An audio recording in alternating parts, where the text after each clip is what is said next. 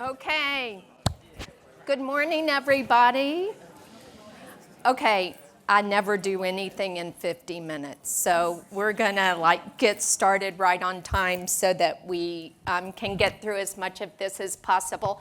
I'm Mary-Louise Hemmeter from Vanderbilt University in Nashville, Tennessee. Do y'all know where that is? Yes. And I'm thrilled to be here, and I asked Lorna if she intentionally planned things this way because Brandy's session, if y'all were just in Brandy's session, set me up perfect for this session. So anyway, I'm going to be talking about a model of coaching that we use in our work, and I'll talk a little bit about our work really briefly just to give you that context. To support teachers' use of effective practices. So this is about exactly what Brandy was talking about. How do we get educators to use effective, and what we're talking about, social, emotional, and behavior support practices. I also just want to kind of highlight one thing Brandy talked about and that I think is really important to this work is that we don't see coaching as a remedial approach. We don't see coaching as something you get when you're not doing a good job. We think everybody should get coaching, and how much coaching you get and how much support you get is going to vary based on what you're working on. But in a lot of spaces in the U.S., coaching is given to people who aren't doing a good job. And I want to kind of dispel the myth that that's not what we're about. We're really about who needs how much support and how do we get it to them in an effective way.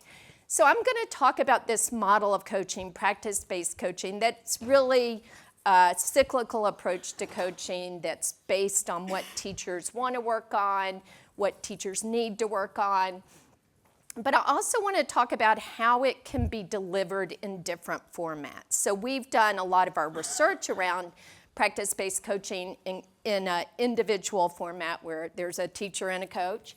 But we've also done it where we've applied the same structure to a group. So it's not a professional learning community where people sit around and talk about issues. It's the cycle of coaching, but applied in a group setting. And so I'll talk a little bit about that. And then I want to talk a little bit about some resources, and I'm going to weave in how we coach around the equitable use of practices, because I think it's not enough for educators to be using effective practices if everybody isn't getting those practices, right? And if everybody needs to get those practices in a way that supports each and every child. Oh, a little bit about me. You don't need to know too much about me, other than even though I do a lot of research, I'm really a teacher's person, and I have all these coaches who work on my projects, and yet when there's a teacher who really needs help, it wouldn't be unusual to find me out in a classroom working with a teacher. So I love it. I love the research I do. These are all the people I work with. And we actually did a research project in Melbourne before COVID, and those are the teachers and coaches who I worked with in Melbourne. So anyway, thank you. I'm going to just kind of move into this. So as we're going through this, how many of y'all are people who serve in the role of coaching and supporting educators? A lot of you, good. How many of you are teaching, are actually working with children and families? And then others of you, I guess, are kind of administrator kind of people, researchers, all those kind of things. So just apply your lens to this. So we just did in the week before I came here, we did a a 4-day institute for people who coach in Head Start. We brought 600 coaches together and the people who support them. And we had these 2 tracks going, this track for the coaches and this track for the people who support coaches. And it ended up they all mixed up in the sessions because it's all relevant, right? So anyway, just apply your lens to this for the purpose of this very quick presentation. So, I think that we spend a lot of time in the field saying, are teachers doing effective practices and are children making progress? But we don't do a lot of work around saying, are we giving teachers the support they need to be implementing effective practices? So we have this kind of mantra in the work we do is, if you want positive outcomes for children, teachers have to implement effective practices. But if you want teachers to do that, we have to implement effective supports for teachers. So it's kind of the systems piece. And we could also have another one over here is our programs supporting the use of professional development strategies. So we could go through all that. All right, I'm going to show you this video. And the reason I want to do this is that our coaching model is grounded in the notion of a partnership. So we don't see the coach as being someone who kind of pops in and tells you some ideas and leaves, right? We see it as the coach getting to know the educator or the teacher and jointly developing what they're going to work on. And this was a teacher, this was probably, she might have been kindergarten, which, you know, for us is prep, or first year primary teacher, and her coach. And we were coaching her around pyramid model practices, which are just early childhood classroom practices like Brandy was talking about today that are along a model of tiered supports.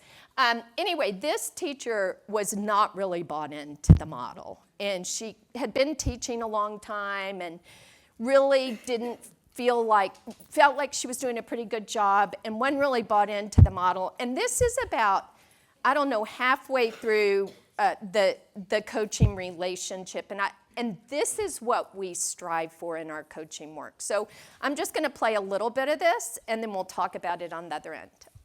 All right. Well, I'm just going to drop my pen because, ma'am, you are doing an excellent job. Like, you've pretty much covered my notes for the session. So I'm just going to... You've helped me so much. Well, you have done an excellent job, Thank like you. taking it all in and incorporating it. Because one piece of feedback that I wanted to give you was like immediately, that's one thing I noticed, like you acknowledged how she was feeling, especially understanding that she can be in different places at different times. And you didn't force it. And just like the impact it made, because I'm wondering, like, had we forced her to speak, would she even let us know that, hey, her nose is bleeding? You get what I'm saying? No, because I've been down that road and forced her to speak. That is not the road to take. I learned the hard way. Don't go there because it explodes. And actually working with her has helped me, like, with my grandkids. Like, okay, I know to back off. But I did, it's like, okay, you know, not letting her know, but you got your space. And she did. She was observant of other people around her, which was huge for her because she's usually very, you know, inward focused. So I was like, kudos to you on that. And then just taking it a step further, like you were sharing your own emotions, talking about, well, you shared it with me because we always have all the side discussions, but that's okay. Yeah, it was a rough morning. About like the passive-aggressive road rage that the lady was having, and you were talking to them and you incorporated it into wit and wisdom. Like, hey, Miss Kaiser had a hard morning this morning with the driving or whatever, but you know what? That's in the past. Okay. It's behind me. How are you feeling? So exactly. Just, again, you make those connections. So doesn't this just feel good? Like it feels like the teacher's being successful, the teacher feels successful. If I had continued to play the whole thing, at one point the teacher says, you know, I didn't really much believe in this, but you helped me see why I needed to do it. And that's what we're trying to get to, all right? And so we work with teachers over time, and we know that that this relationship, some teachers come in to coaching and they're all bought in, and others are like, I don't know about this, I'll try it, right? And sometimes it takes time. So the coaching model that we talk about is practice-based coaching. And the two important things before we kind of jump into the actual cycle is this notion of a partnership, which I just talked about and I'll talk a little bit more about, but also this notion of effective teaching practices. So we think about practice-based coaching as being a content-ready model. Meaning if you have practices that you can define and observe and everyone can agree when they happen, you can use practice-based coaching to support educators to use those practices. So we've done it with pyramid model practices. We've done it with kind of tier 2 behavior support practices. We've done it with embedded instruction practices for children with disabilities. We've done it with early literacy practices. But the important thing is that we know what the practices are and we know them when they see them. We know them when we see them. And so we're gonna, so this is the pyramid model, which are the practices that I'm gonna be talking about today, but that's not really too important. And so what is a practice? We know what a practice is, right? It's something you can see, you can observe.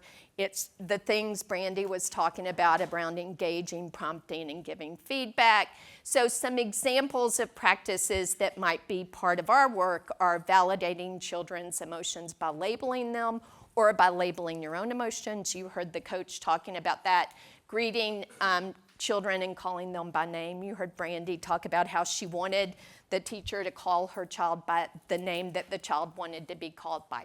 So let's talk about whether these are practices. Is makes a good classroom schedule a practice?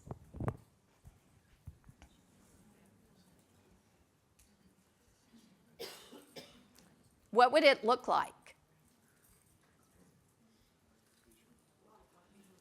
Yeah, so it's not the practice, right? You need to have a visual schedule, and here's what the visual schedule should look like. But it's not something you're going to observe the teacher doing, right? So in our coaching work, if we do something like teaching children the schedule, making a visual schedule would be a resource for doing that, but that's not the practice, right? All right, responds to and extends what children say. Is that a practice? Yep. Recognizes children who are following the rules.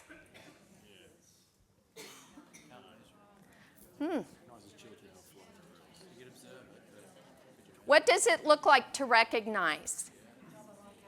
Huh? Yeah. So we want to be explicit, right? We can recognize by giving descriptive feedback. We can recognize by giving a high five. We can recognize by whatever our systems are, but let's be explicit about that. Provides descriptive feedback to children who are using materials as intended. Yes, and validating children's emotions by labeling them. And so I think sometimes when we're not successful with teachers, it's because we haven't been explicit about the practice we want them to observe. So I am on faculty at a university, and they come and observe you teach when you're going up for a promotion, but you have no idea what they're observing. It's not like, I don't know, do they want me to be engaging? What do they want, right? And that's a very uncomfortable feeling. And what we're trying to do by identifying practices and being explicit about them is the person we're going to observe knows what they're trying to do, right? And it creates this kind of safe space to get feedback. All right, so now we're going to walk into the coaching cycle. So we are acknowledging the teacher as our partner. And what that means is that they're an expert. What are they an expert in? They're an expert in their classroom, in the children they work with, in the families they work with. They're an expert in how they run their classroom. And the coach is the expert in the practices you're coaching on and maybe the practice of coaching, right? But we recognize that both of them are experts. We want it to be ongoing, and we want it to be based on what the teacher wants and needs help with, and building on teacher strengths, right?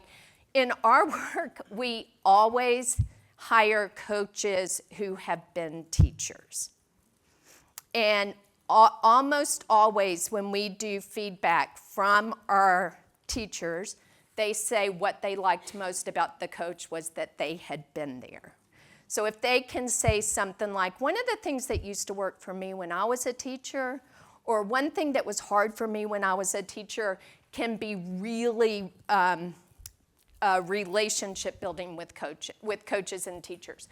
All right, so here's what we're going to do. I have a series of videos, and we're going to kind of drop in to meetings between a teacher and a coach just to see what some of this looks like, okay?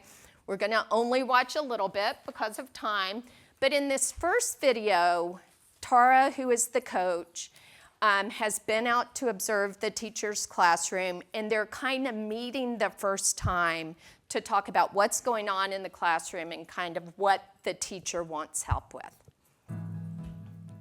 Obviously, it wasn't the most typical day, but I want to talk a little bit about your schedule. And so in terms of the circle activities, would those be the normal circle activities when we came back inside from helicopter? Yes. So what Okay. we would have done is after breakfast, they would have come in and table games would have been set up. And there's Okay. 4 groups. So normally there's some table games? Yes, Okay. and then we rotate those each day. So by the end of the week, they've each had, and that's when we potty them. So everyone goes to the bathroom, so that when we do get to circle, hopefully no one has to go. one still has And to you're go. not interrupted. Okay. That's a typical day. But then when we come in, yes, That's the weather, calendar, flag, flag, story. And normally it is a book, but Okay. we're just doing that culminating event. So one of the things I was noticing you do today was talk about the class rules a lot, and so are those the rules up there? Those are the rules that I started with, and I wanted to ask your opinion, not just like, how do you feel about those rules in general, and like, I'd like to critique them. Okay. You know what I mean? And when you say you started the year with those? Yes. Okay, and so tell me so when you started the year with those, how did you go about that with the kids? Basically modeling adult, you know what I mean? Because, again, I needed a clear model. And so that's how we taught. Okay, so what was she doing that was building that relationship? She was letting her talk about what? About her classroom, about her practices. What else? She was asking her to reflect, so she was beginning to help her do that process of reflection. What about, oh, go ahead. She was asking questions, open-ended questions. What about when the teacher said, I want you to critique that? She didn't do it, right? Why do you think she didn't do it? She wanted more information. She wanted to not come across as I know everything, right? Even though the teacher kind of set her up for that, she didn't want to do that. She wanted to continue to let the teacher lead, the teacher feel successful, right? So as long as she was asking her to reflect on what she was doing in her classroom, she was creating a context where the teacher felt like the expert. And that's really important early in the relationship. And one of the things that teachers tell us after we've done this work is that they're not used to this kind of feedback, that what they're used to is, one of our teachers call it drive-by coaching, which means I come by, I watch your classroom, I leave you some notes, and then I come back later and see how it's going, right? And this isn't that. This is about really engaging the teacher in helping to think about what she needs to work on and what she needs help with, because long term, that's going to build her competence as someone who can do that without the support of a coach. So I want you to think about, as we talk through the cycle, how the other components of the cycle, how the action planning process, how reflection, how observation builds the relationship. So if you think about, I'm sure all of y'all have educators you've worked with who have been resistant, right? So, yeah, everybody, yeah, right? So as we talk through this cycle, think about why it is that the vast majority of teachers we work with are not resistant. They start out a little resistant, but pretty quickly, they're pretty bought into the process. All right, so we're going to walk through the cycle, and you'll see a little video clip of each one. So this the first kind of component is the idea of doing a strengths and needs assessment, setting goals, and developing an action plan. And there's any number of ways you can do strengths and needs assessment. For our work, we have tools that align with the pyramid that we have teachers reflect and self-assess themselves on. Brandy talked about the practices guide that they have. There's materials in there you could use.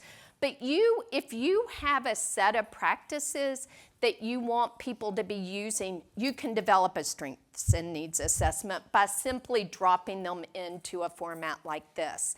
And we have a website, I think it's on the last page, of the handouts where you can find lots of examples of different formats for strengths and needs assessment. So just know you can go get those.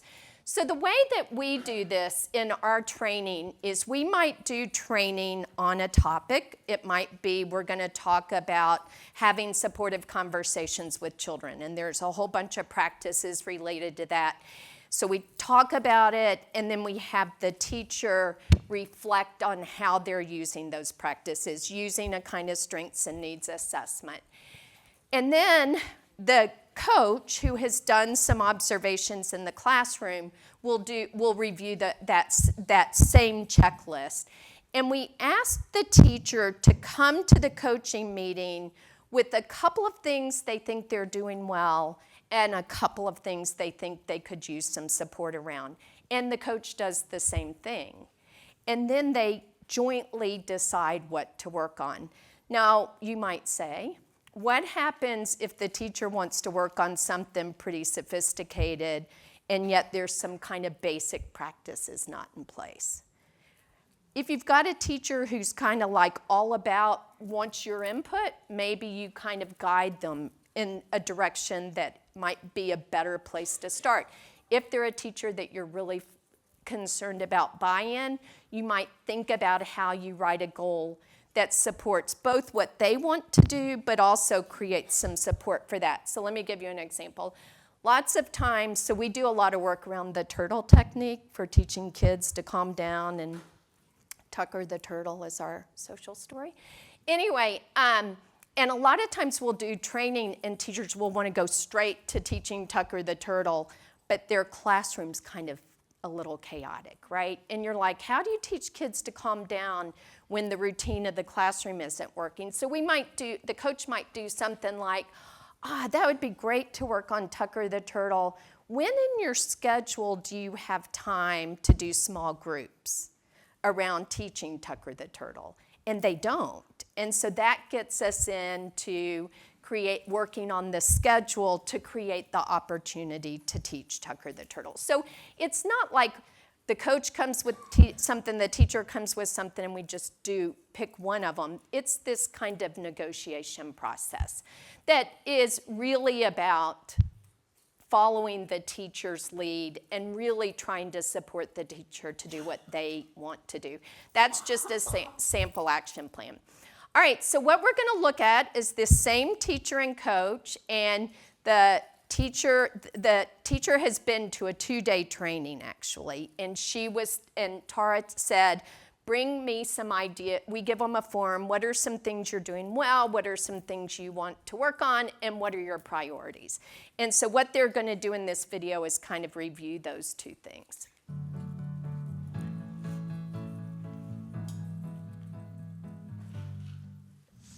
Talk me through it. All right, so you asked me to list some things or strengths that I felt like I was already doing or whatever. Starting at the bottom with the communication and making the deposits with the families, the newsletter, the calendars, and I greet the kids at arrival, and I do feel like I give positive praise, specific and non-specific at times. That's okay. I provide warnings for transitions. The daily schedule's posted, and they look at it. They'll even say, you didn't change resource, and I'm like, I don't even know what it is, so appropriately. For the social teaching, which I did mention down here, is something I feel like I don't do, and that I would like work with. But I do use, especially at the beginning of the year, a lot of the adult modeling. And that's pretty much how we go over some of the rules. We'll even model things the incorrect way and then the correct way, and I use my assistants for that. You've seen a couple of the social songs that we've used, and hugely children's literature is my huge. And then again, I wanted to talk about my rules and then the expectations. I do feel like I teach them. So, total agreement. I think you're really strong in your supportive and responsive interactions. And the way I kind of did this, just so you know, is because I'm always going to be thinking about the overarching and then the practices within. So I was sort of looking in. These are just And trying to practice highlight checklists within areas, very specific and things. You do implementation greet guides. Every that she's child, pointing you out. call them by name, you're calm, you have a very caring voice, you're very supportive of them, you're playing with them, you engage with them. You ask them questions, you're making comments. So I think the rapport between you and the kids is really nice. And they respond to you, and you can see that they're at ease with you. I do think in terms of areas that we might want to focus on, I identified classroom design, and so had you actually, in terms of your learning centers with clear boundaries, limiting the number of children, reducing the open spaces in here. Maybe even a system for selecting and staying in centers, kind of some kind of structure versus the free-for-all. And for some of them, teaching them what to do when they're there. All right, so you saw the teacher had done some really good reflection, hadn't she? She had really gone through it and thought about it. And then Tara had gone through, and she didn't just say, I think you're doing this really well, but she had examples of what she was doing really well. And I'm going to, just for the sake of time, tell you what happens next. So Tara there at the end had said, I think you could work on your centers, and then the other thing they agreed on was, so this was a classroom that was not in a PBL school, so there were not expectations, but we were supporting the teacher to develop expectations. And so she wanted to do that. And so they had this conversation about, should we start with classroom design or should we start with expectations? And they talked it through, and they decided to come up with expectations. And then they talked about, how do we decide how many expectations to have? The teacher said, maybe 3, and Tara said, well, maybe 2, because your kids are just kind of whatever. And then the more they talked, the more they decided to do 3. And that's kind of what we want to see happen, right? Which is this, it's not like the coach is saying, I'm just going to do whatever you want to do, because the coach is bringing knowledge, right? But it's this kind of nice dance, if you will, about providing information to help the teacher make a good decision about what to do, right? And that's kind of how we think about this action planning process. They would come up with an action plan. The way we do it is generally the coach writes it down and then types it up and gives it to the teacher later. Also, you'll see a lot of papers being shuffled because this is also part of a research project, and so there's a lot of paperwork that they have to do. So once they have the action plan, then we're going to move into focused observation. And I think this is the most important part of the model in a lot of ways, is the observation and what we do during the observation. So we're going to do a little practice here, just so y'all have a little opportunity to be engaged. So we're going to watch this teacher, and I want you to just kind of think about what are 2 pieces of feedback you might want to talk to this teacher about. Okay, so let's watch it, and then we'll talk about it. Way. I was trying to see. I see a spider. You see a spider? Yeah. Where? Where's it at? Spider. Where? It was over there. Oh, you're right. Spider. Uh-oh.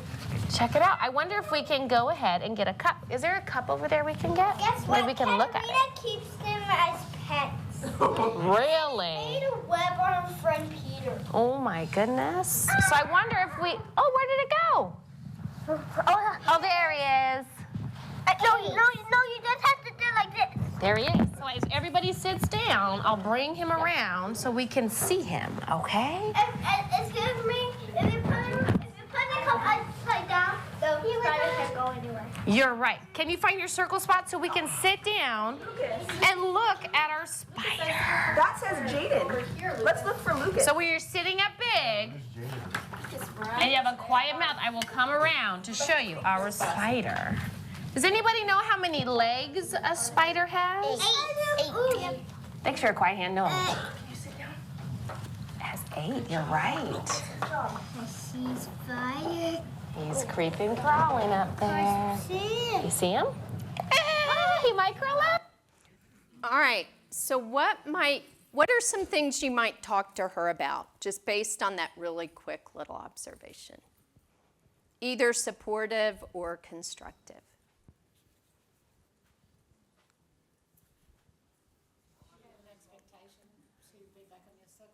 Yeah, she had an expectation and she said it and told children what she expected. Yeah, what else? Yeah. Changed the routine, started talking about the spider. I know, that was pretty cool, huh? She totally changed her routine to kind of follow the children's lead. Yeah. She said, "Thank you for quiet hands," so the student knows. Yes, she acknowledged children who were engaging in the expectations.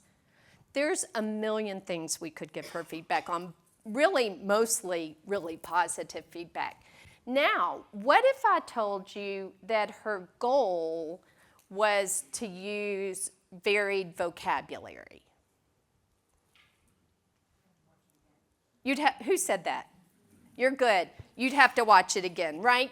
And that's kind of the point, right? Is that when we go into an observation without a goal, we're looking for what's important to us, right? We're looking for what we think makes a good classroom versus being focused on what the teacher wants to work on.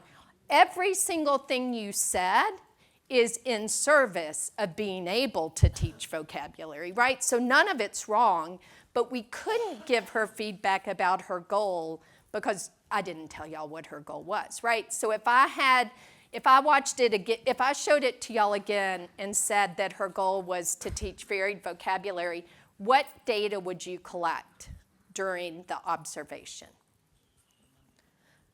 The number of different words she said, who she called on to, what words the kids said, and how do you decide what data you're going to collect during the observation? Huh? Based on the goal and with the coachee, right? So you might say to the coachee, what do you want me to do during the observation? So you want me to collect data on how many different words you say? Do you want me to collect any information on which children respond or who you prompt to say those words? All of that stuff's really important.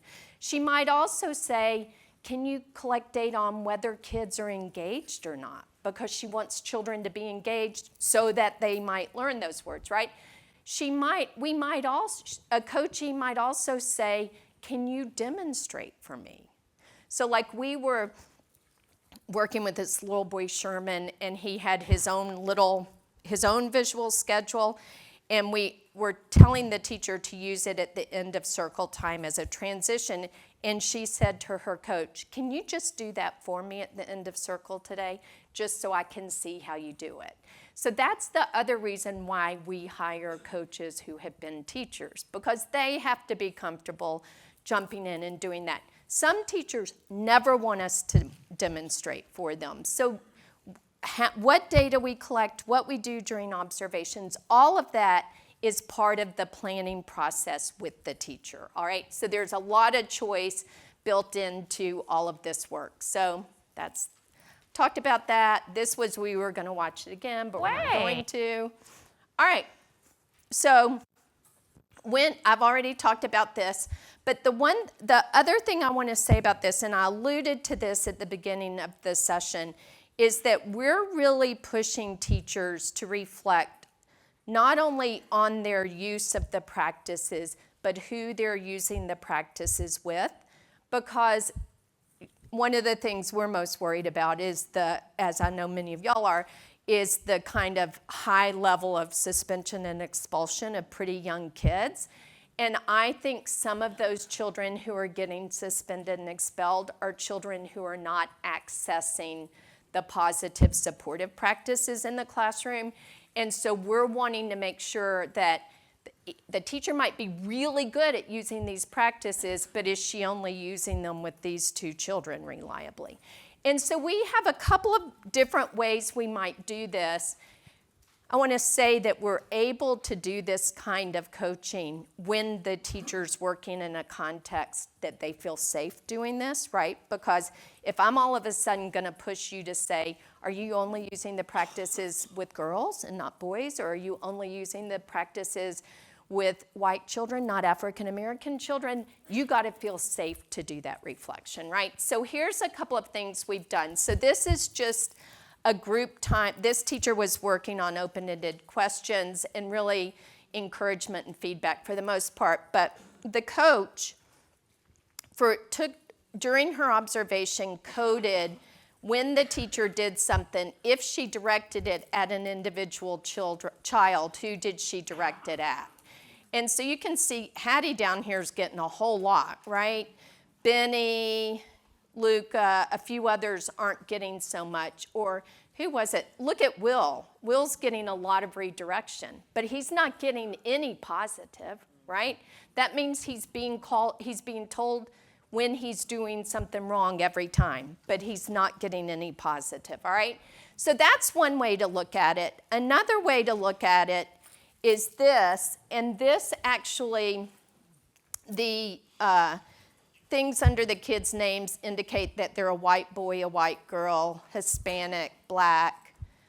You can see. And so then you can start going, okay, let's see what's happening around issues related to race, gender, and ethnicity and disability status. So you look at positive descriptive feedback, and if you just said, is the teacher doing it? She's doing it a lot. Maybe you've just been there for 20 minutes and look at all the positive feedback she's used. But Luca, Dakota, and Will have not gotten any of it. That doesn't mean that two of those children are African American and one is a kid with a disability. It doesn't mean that she's done anything wrong. It just means that we've got to help her get to know those children who are not getting those practices so that she's using it. So I don't think she's going, oh, I'm not going to use the practices with him. I just think she's not attending to him, right? And sometimes that's because teachers don't have a relationship with that child as well and really know how to attend to that child, right? And we do this all the time, and teachers are just horrified that they have missed certain children. But you can only do this if the teacher feels safe with the coach, right? Because otherwise it can feel really threatening. But it's very, very important. And I think most of our observation systems of teachers' classroom practices say is the teacher doing it, not who's getting it. And I think if we really want to be sure every child is being successful, then we got to make sure every child's accessing the supports. All right, so then the last thing we're going to do in our cycle is do reflection and feedback. And we do this in a pretty, systematic way where we always begin with reflection, we always give positive, supportive feedback, and we always give constructive feedback. And it's pretty cool because you'll watch videos sometimes of our teachers, and you'll watch them they're just waiting for the constructive feedback, right? Which is kind of cool because we think people don't like feedback, but they do when it's in the context of support, right? And when there's not evaluation attached to it. Okay, so y'all know what reflection is. We prompt the coachee to reflect, but the coach also reflects on what they saw. So you'll see Tara do this. We're going to look at that video in just a minute. And then we do supportive feedback, which obviously we think should be descriptive and specifically related to what the teacher's wanting to work on. And then we found in our work that coaches were not very comfortable doing constructive feedback. And you can see, if you look at enough of our videos, you can see coaches go, take a deep breath before they start the constructive feedback, which is so funny because teachers tell us they love it. But it is that kind of, I think they have so much respect for the teachers that they feel like maybe that's a little too directive, but teachers love it and we know it makes a difference. And so we've worked really hard to help coaches have a recipe for how they do constructive feedback. And so the way we do it is these 4 steps, and I'm going to show you an example of this. So say what you saw. So the coach is talking about the teacher was letting different children take turns reading part of the book. And she noticed that some other children were kind of rolling around. Y'all know how this happens, right? They're rolling around and hitting each other and whatever. And then Harrison kicks Sam. And she reminds the teacher that one thing they've talked about is the importance of doing engagement activities during group time, so children aren't just sitting. And then she says, some of the things I've seen work, or some of the things I did when I was a teacher, and then she goes through you could have everybody hold a character from this story, or you could do choral responding. And then she ends with, which of these do you want to try? So it's not saying, you did that wrong, right? It's just saying, here's what I noticed, and here's some possible things to change it. What do you think will work? All right, so we give people lots of opportunities to practice writing these feedback examples when we're doing coaching. All right, we're going to watch a little bit of Tara's reflection and then a little bit of her feedback.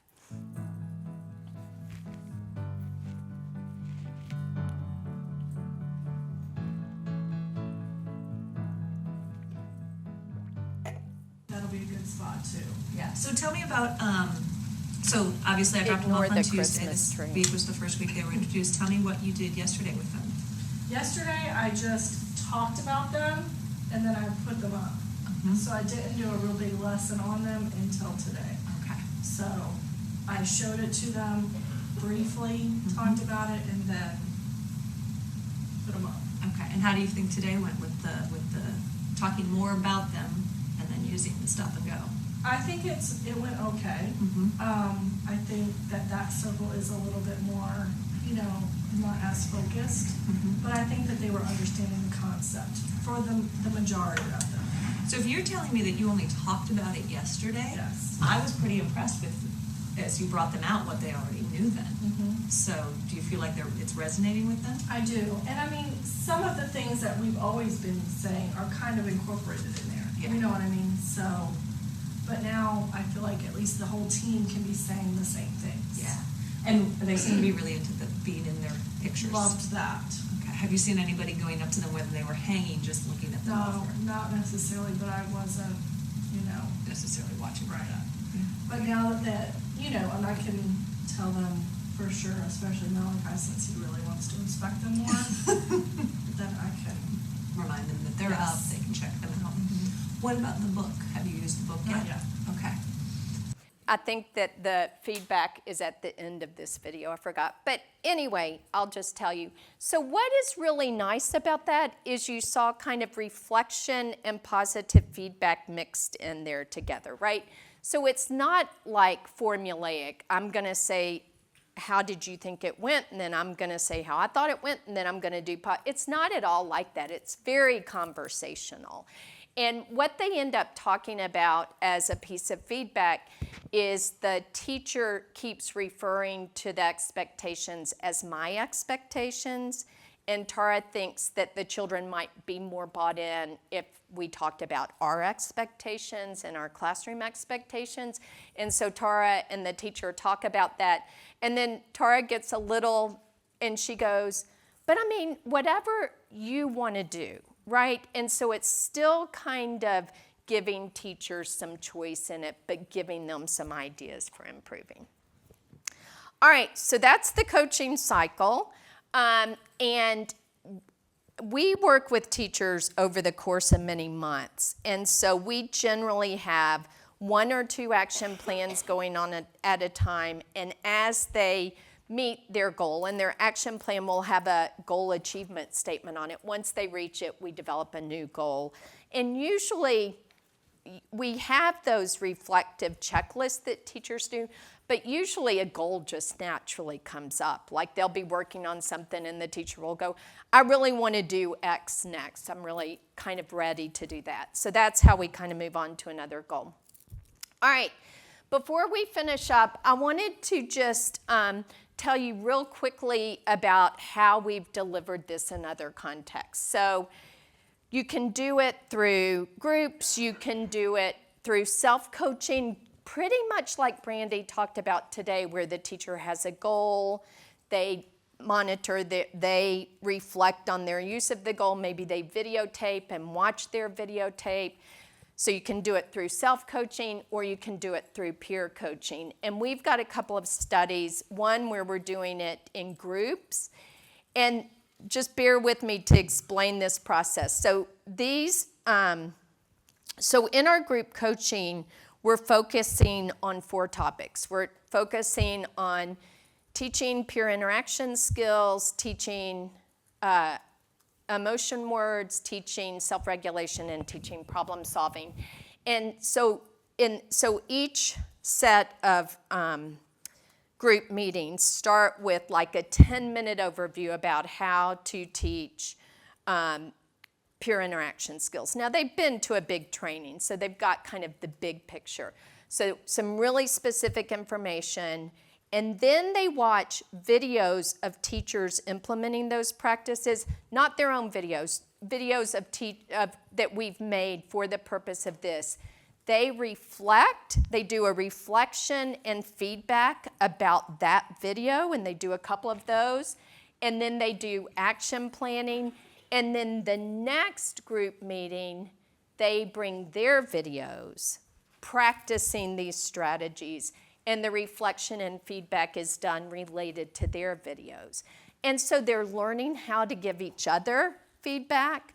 They're learning how to be reflective in that group process. So the whole coaching cycle is still happening. It's just happening in a group. And it's happening using video instead of actual observation. We tried to end the group coaching meetings with like a 5-minute wellness activity, because we thought that's the other thing we're hearing.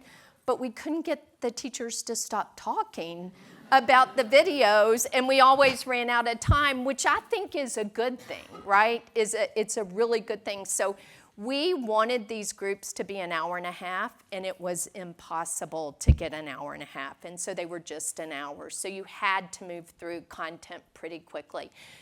But here you can see a little video of them talking about the action planning process. Does everybody have their form? We did these on Zoom because it was during COVID initially. You're going to be completing page 1 or side 1 of that form. As relates to things or strategies or skill you want to try in your classroom, using some of the materials or some of the strategies you see that you've seen in the videos. So anyway, they're just doing the same action planning, but they're doing it as a group, and then they share their action plans and get feedback on them. The feedback from teachers about the groups was great. They loved it. They loved giving each other feedback. They felt like it was a safe spot. They felt like they built relationships that would help them in the future. Oh, these are all the feedback from the teachers. And then I want to just share one more thing, which is we just finished a study, a small single case design study on reciprocal peer coaching. And we did this with classroom teams. So a teacher in two of the classrooms, it was a teacher and an assistant teacher. In another classroom, it was a teacher and 2 assistant teachers.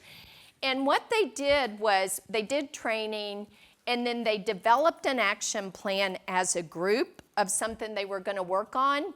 And then once a week, each teacher observed the other teacher. And they simply wrote down examples of when they saw the teacher use they kept a tally of how many times, when they saw the teacher use the practice, and then examples of when they could have used it more or differently or with another child. And these data, the data from that study were fabulous. The teachers did a really good job. So, all right, we have just a minute. Do y'all have, managed to get that done? Do y'all have any questions? Here's the good news. We did these 2 big randomized trials on this coaching model, and we did all these ways to get feedback from teachers about coaching, and nobody said anything negative except for there wasn't enough time. So that's the good thing. People love it. It works. It changes teacher practice, and we get good outcomes for kids. So anyway, thank y'all so much.